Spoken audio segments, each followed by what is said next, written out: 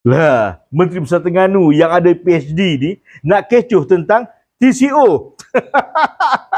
Come on lah Dr. Sam, awak tu Menteri Besar. Memang orang-orang penting negara ini, pimpinan negara ni akan ada TCO. Sebab apa? Negara ambil tahu.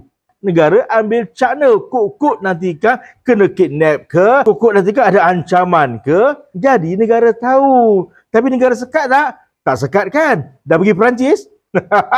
London. So, yang Dr. Sam nak kecoh sangat ni kenapa? Kalau tak nak kena TCO, jadi orang macam saya. Yes, tak ada TCO sebab saya ni bukan orang penting. Bukan orang yang negara nak jaga. Bukan orang yang negara nak kena ambil tahu. Nampak? Kena tahu dan kena faham macam mana negara menjaga pimpinan mereka. So, Dr. Sam jangan perasan sebab TCO ni memang ada untuk pimpinan negara. Dato' Sri, Dr.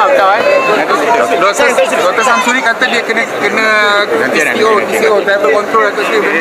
Semua saya pun ada. Semua VIP. Sebenarnya risau ke tentang soal siasatan tanah tu?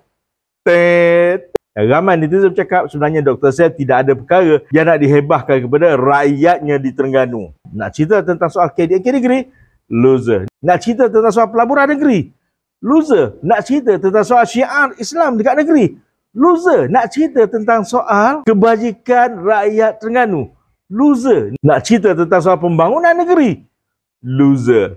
So, apa benda yang Dr. Sam boleh ceritakan melainkan kecoh tentang TCO. Nampak? Assalamualaikum warahmatullahi wabarakatuh.